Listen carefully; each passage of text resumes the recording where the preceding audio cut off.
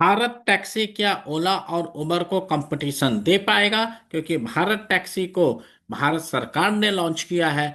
नमस्कार, मैं मनीष कुमार भारत की बात में आपका स्वागत करता हूं।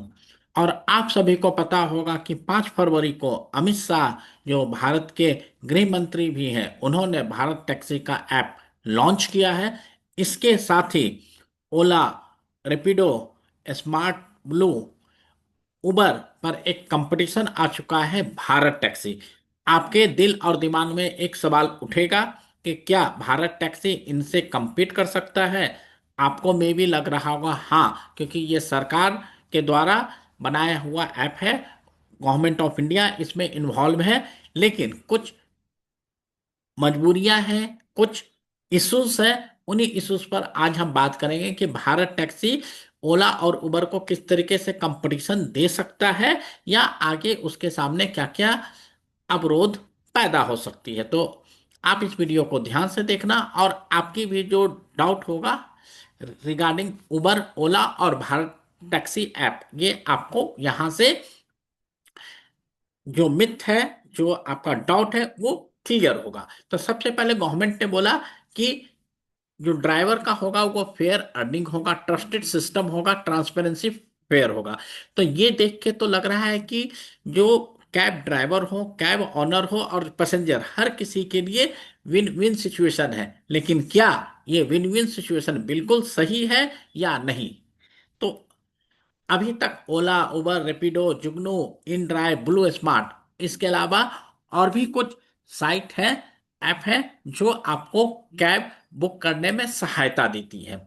लेकिन अब जो नया प्लेयर आ रहा है, भारत टैक्सी, क्या इन सब प्लेयरों के बीच में कितना इफेक्टिव हो सकता है? क्योंकि रेपिडो ने भी करीब 200-300 करोड़ का प्रॉफिट बुक किया है, और उबर का भी 500-600 करोड़ का टर्नओवर है। इस तरीके से बहुत सारे इश्यूज आ रहे हैं। तो इन इश्यूज के बीच में भारत टैक्सी कितना compete करता है? तो भारत टैक्सी में सबसे पहले बोला गया है कि ये बढ़ता हुआ नेटवर्क है तेजी से, जहां पर प्रतिदिन 10,000 से ज्यादा राइड है, 150 से ज्यादा फीमेल ड्राइवर है, 3 लाख से ज्यादा ड्राइवर ने ऑलरेडी इनरोल कर लिया है। और जो कंज्यूमर है, आप आपके और हमारे जैसा जो टैक्सी यूज करना चाहते हैं, उन 10 लोगों ने रजिस्ट्रेशन किया है। और लगभग 10 करोड़ की राशि जो ड्राइवर होगा उनमें वितरित किया जाएगा। तो इस तरीके से बहुत सारी चीजें हैं जो भारत टैक्सी को सुंदर बनाता है, अच्छा बनाता है। इसके साथ जो भारत टैक्सी में कहा जाता, और एक वर्ड आपको दिख रहा होगा, सहकारिता की सवारी। यहाँ पर सरकारी की सवारी नहीं बता रहा, तो सहकारिता और सरकारी में अंतर क्या है? सरकारी सवारी उस समय होता है जब गवर्नमेंट ऑफ इंडिया इसमें पैसा लगा रही होती, तो। लेकिन इसे सहकारिता के जैसा किया गया है। जैसे आप लोग अमूल दूध, अमूल दूध को, दूध में एक क्रांति लाया गया, जहां पर जितने भी मिल्क प्रोड्यूसर हैं उनका एक यूनियन बनाया गया, और बोला गया कि आप ज्यादा से ज्यादा मिल्क प्रोड्यूस करो, और उससे जो बेनिफिट क्रिएट होगा वो हम आप में ही डिस्ट्रीब्यूट करेंगे, कोऑपरेटिव सोसाइटी के जैसा चलेगा।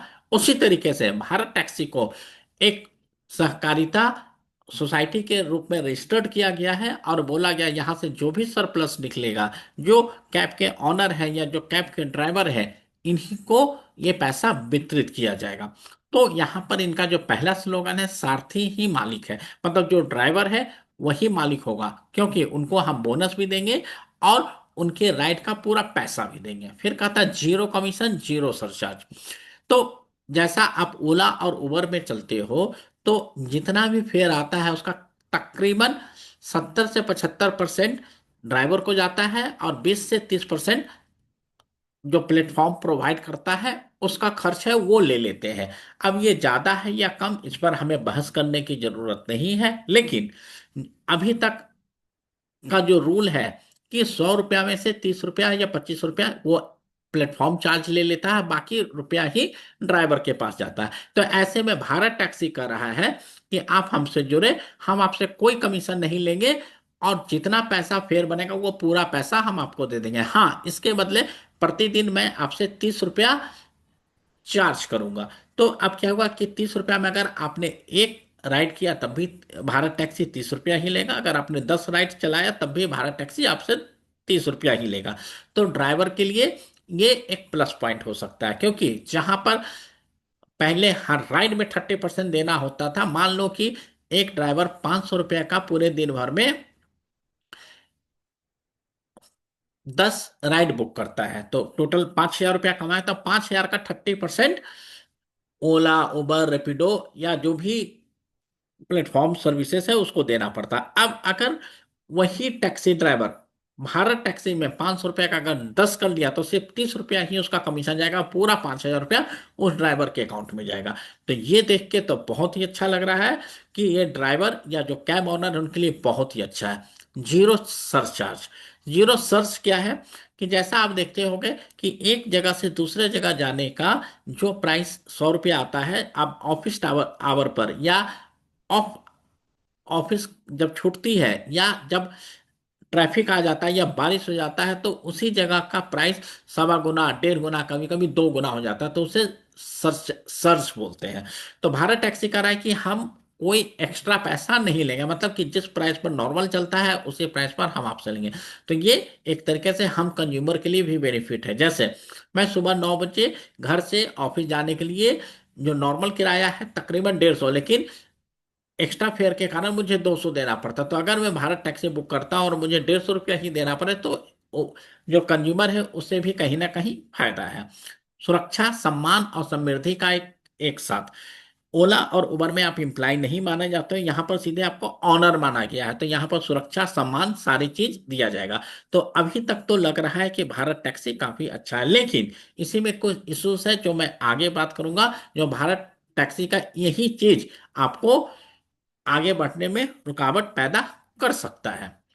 इफेक्टिव। जिस तरीके से गवर्नमेंट ने बोला है कि हम इसे इफेक्टिव बनाएंगे और हर जगह, पहले हम मेट्रो सिटीज में अवेलेबल करेंगे, उसके बाद नॉन मेट्रो सिटी में भी अवेलेबल करेंगे। इफेक्टिव इसलिए भी हो सकता है कि गवर्नमेंट का रेलवे रेलवे स्टेशन गवर्नमेंट का होता है, एयरपोर्ट गवर्नमेंट का है, तो हर जगह वो अच्छे से इंटीग्रेट कर सकते हैं ताकि किसी भी सवारी को कोई दिक्कत नहीं हो।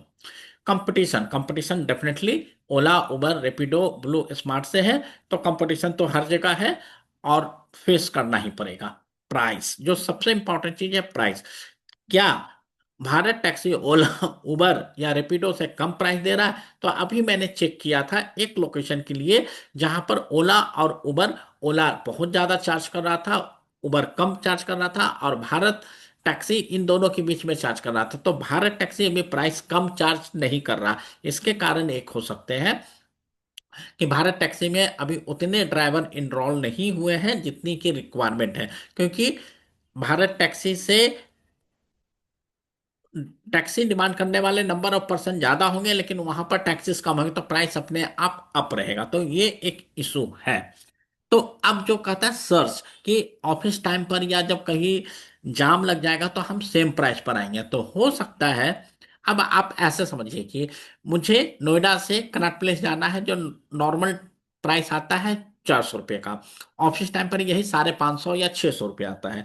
तो ड्राइवर को भी तो 600 रुपये का 70% मिलता है। भारत टैक्सी कहता नहीं जी हम नहीं करेंगे, हम सिर्फ 400 रुपया जो आ रहा है हम उसी प्राइस पर ले जाएंगे, तो ड्राइवर को भी तो वही 400 रुपया मिलेगा। ऐसा वो 600 का 70% मिल रहा था।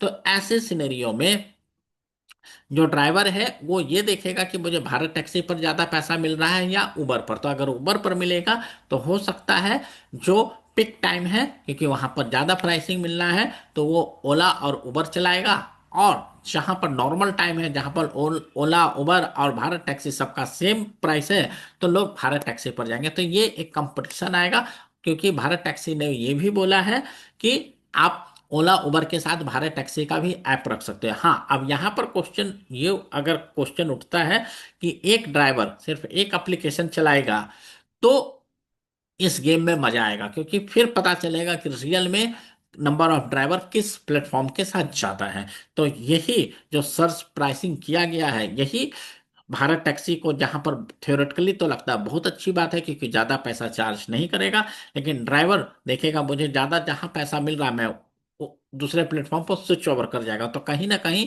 यही चीज प्लस पॉइंट भी है, माइनस पॉइंट भी है। ये कुछ दिनों के बाद पता चलेगा। और जिस तरीके से अमूल कोऑपरेटिव सोसाइटी बना है और उसके अलावा और भी बहुत सारे कोऑपरेटिव सोसाइटी, तो उन्हीं में से एक्सपर्ट पर्सन को लेके ये भारत टैक्सी सहकारी कंपनी बनाया गया है और बोला गया है कि आप जिस तरीके से अमूल सक्सेसफुल हुआ है, भारत टैक्सी को भी सक्सेसफुल करो। तो ये एक लंबी जर्नी है, क्योंकि ओला और उबर भी पिछले 6-7 सालों से भारत में अपना पैर जमाया हुआ है। तो जो प्लेयर 6 से 7 सालों में पैर जमाए हुए हैं, उस प्लेयर को हटाना तुरंत में इतना आसान नहीं है। रैपिडो जो पिछले 2-3 साल पहले आया, लेकिन आज मार्केट को कैप्चर कर रहा है। तो ऐसे सिचुएशन में, ऐसे सिनेरियो में क्या भारत टैक्सी इस चीज को काम कर पाएगा या नहीं? जो सबसे इंपॉर्टेंट चीज है कि भारत टैक्सी कहता है मैं सारथी हूं, मेरे मेहनत का पूरा किराया मेरा होगा। किसी भी टैक्सी ऐप पर मुझे 25% या 30% देना पड़ता था, अब मुझे नहीं देना पड़ेगा।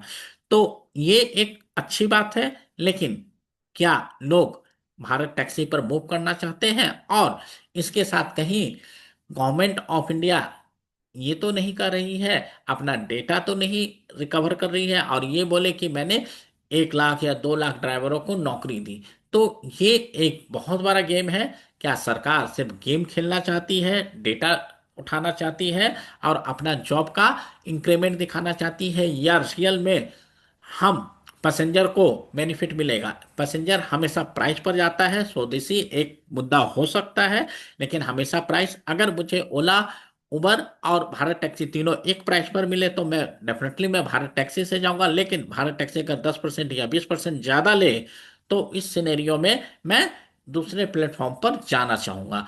तो दोस्तों, आपकी क्या राय है, आप जरूर बताएं। और ये वीडियो आपको अच्छा लगा हो, आपके सारे सवाल का जवाब दे दिया गया हो, तो बहुत अच्छी बात है। नहीं तो अगर आपके पास कोई सवाल हो तो आप जरूर सवाल पूछें, जिस पर मैं आपको जवाब दे सकूं।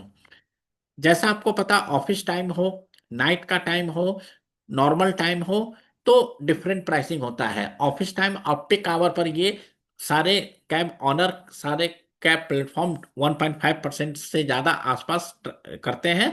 बाकी टाइम पर नॉर्मल फेयर, लेकिन भारत टैक्सी कहता है हम हमेशा नॉर्मल फेयर लेंगे। तो ये इनके लिए प्लस पॉइंट भी है और इसके लिए नेगेटिव पॉइंट भी है। आगे देखना है कि भारत टैक्सी किस तरीके से मार्केट सस्टेन करता है। तो दोस्तों, ये वीडियो आपको अच्छा लगा हो तो आप इस वीडियो को लाइक करें, लोगों के साथ शेयर करें और हमारे साथ बने रहें। जब तक दोस्तों, नमस्कार।